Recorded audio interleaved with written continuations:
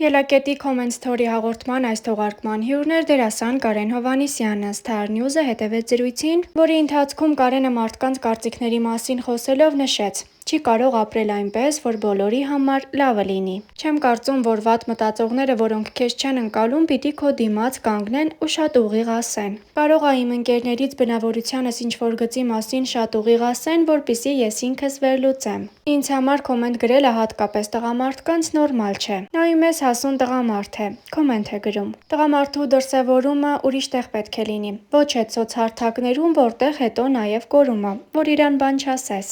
Դեպք է եղել, երբ ես անձամբ տեսել եմ ինչ-որ մեկին, ով նույն տարածքում է եղել, որտեղ եւ ես եւ այդ կոմենտ գրողներից էր։ Ընդամենը իր հայացքից հասկացա այնքան ա զղջում իր արածի համար, որ նույնիսկ իմ աչքերին չի կարողանում նայել։ Էլ ոչ մի բառ չունեի իրան ասելու։ Ուղղակի զգում էի անդադար, որ փախցնում է իր հայացքը։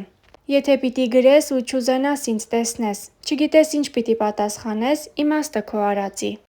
Ես հիմա քեզ հարցեր եմ տալիս, որ դու 0-ից 10 բալային համակարգով ասում ես, թե ինչքան կնեղանեիր, եթե տենց անեի։ Ստանդարտ հարցեր եմ տալիս։ Օրինակ, որ գայիր ու ես հաց զրկած չլինեի, տենց դու շատ սոված լինեիր։ 0-ից 10 բալային համակարգով ինչքան կնեղանեիր ինձից։ 5։ Դե որտեվ 5 կնեղանայի, որ չես սարքել, 5-ն էլ մտածելու տեղ է տալիս։ Կարող է զբաղված ես եղել ինչ-որ շատ կարևոր մի ուրիշ բան, որ չես հասցրել հացարքի։ Լավ, օքեյ։ Իսկ եթե մեքենա խփեմ։ 0, այդ չի կարելի մեքենա խփել, որտեղ։ Այդ եղավ 10, այսինքն 10 կնեղանաս ամենաբարձրը։ Միանշան։ Նախ այդ որտեվ կյանքի հետ է պայմանավորված, կարող է ինձ խփես անդառնալի բաներ լինի։ Իսկ եթե քո սիրաչորը վառեմ արդյունքելուց։ Այդ արդեն զգուշության հարց է, պիտի ուշադրի լինես, այդպես մի 8 հոտ կնեղ։ Այսինքն շատ ես նեղանում դու, մարդիկ ասում են 0, ոչինչ խնդիր չկա, այդ մի անգամ մի սարքետ են վառի, դու տոքսիկ ես։ Պիտի ուշադրի լինես, ուշադրի, այսինքն եթե դու գիտես, որ դա ուշադրություն է պահանջում, պիտի այդ ժամանակ ուշադրի լինես։ Ես չեմ ուզում այլևս շարունակեմ այս տրենդը, սպասի, մի հատ էլ հարցնում։ Իսկ 0-ից 10 բալային համակարգով ինչքան կնեղանաս, եթե ես մահանամ։ Ումից նեղանամ։ Էլ։ Իսկ եթե Եվ հետաքրքիր է, հա։ Կարեն կարագացնենք պրոցեսը կար։ Դու ուզում ես մահանամ։ Կարեն դու ուզում ես մահանամ։ Չէ, կատակ եմ անում։ Բա ընկերներ, որ մի օր շատ շուտ մահանամ, ինչ որ շատ բան լինի, իմացեք ում պետք է կասկածեք։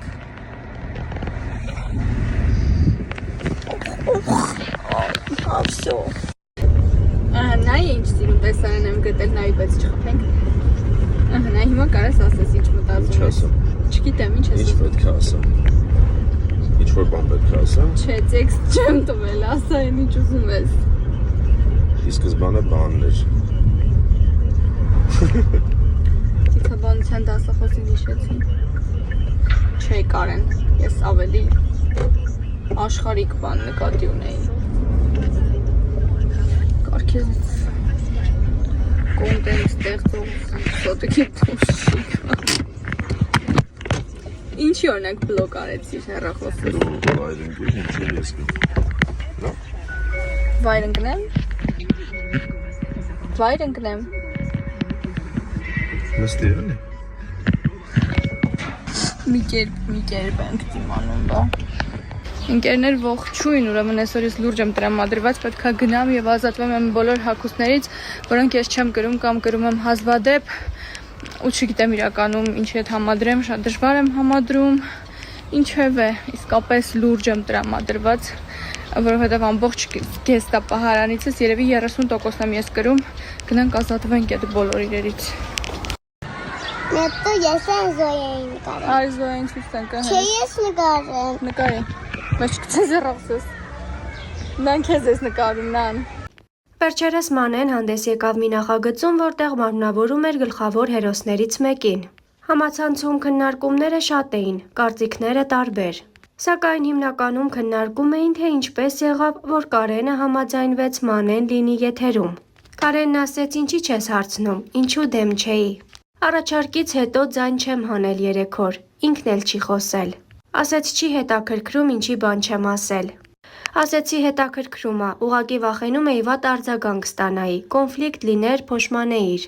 Ասեց, որովհետև քեզ շատ եմ սիրում ու ուզում եմ երազանքներիդ հասնես, գիտակցում եմ, որ բացի մենքից դու առանձին անհատ ես։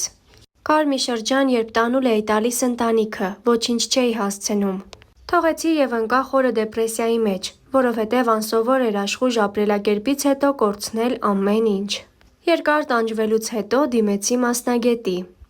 Խոսելով տաբուներից դերասանուհին ասաց. «Մենք ունենք տաբուներ, դա ի սկզբանե եղել է Կարենի կողմից, որի հետ ես համաձայնվել եւ համակերպվել եմ լիարժեք ընկալել։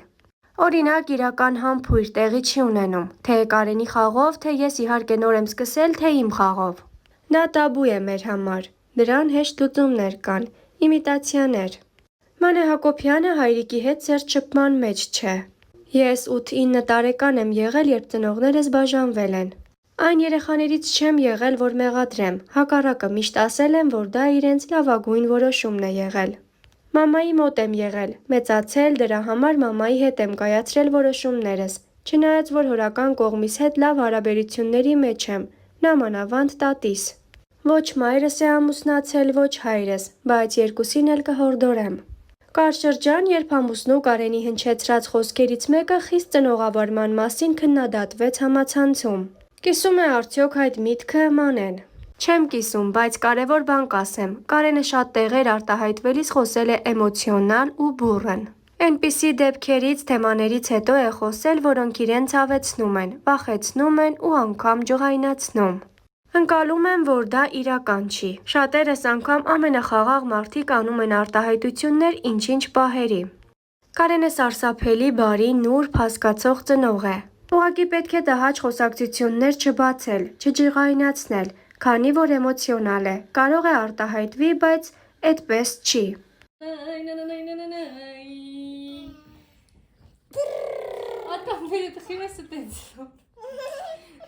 Պետիսովայի դիտարկմանը, թե սահմանները մեր մոտ վաղուց խախտված են, եւ հարցին հայրիշխանության գաղափարը որքանով է ակտուալ, երբեմն ցայտուն մայրիշխանության ժամանակ Կարենը պատասխանեց այսպես. Հայրիշխանությունը ոչ թե կոնկրետ վերագրվում է տղամարդուն, այլ հայր, հենց տիրոջ մասին է խոսքը, տերը որպես տղամարդ հայր, ամբողջությամբ ասում է դրա մասին, որ տղամարդը ի վերուստ ստեղծված է իշխանության ու հայր լինելու համար, որպես առաջին մարդ տղամարդն էր ու դրանից բխող երևույթները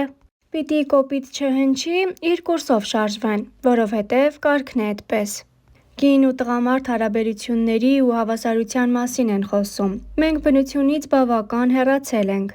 Երբ ասում են հավասար են, ես միշտ ասում եմ, հիմա ձեր տանը ուզում եմ հասկանամ երկու կին է ապրում, թե երկու տղամարդ։ Եթե դուք հավասար եք, բա ուր ա տղամարդը, բա ուր ա կինը, հնարավոր չի, հասկանում եք։ Բնության, նույնիսկ կենդանիների մեջ այդ հավասարությունը գոյություն չունի, որ նրանք բնազդով են առաջնորդվում։ Հարցին, թե մայրիշխանությունը վատ բան է, Կարենը պատասխանեց, որ վատ չէ, եթե այդտեղ տղամարդ չկա եւ հավելեց. Յուրաքանչյուրիս մեջ կա բնությունը, մենք սա պիտի հաշվի առնենք։ Ուղղակի մեր օրերում ուրիշ կարգեր, ուրիշ բարքեր են առաջ եկել։ Վերջին տասնամյակում մենք չենք լսում պարտականություն բառը, անդադար լսում ենք իրավունքը։ Երբ որ յուրաքանչյուր մարդ պարտականությունների կարևորությունը իր ներսում զգա, իրավունքի մասին ոչ ոք չի մտածի։ Իրավունքը քեզ ի վերուստ տրված է որպես կին, որպես տղամարդ, որպես զույգ, որ կարողանաք միասին դրսևորվեք, որպեսզի սիրուն բան ստեղծեք։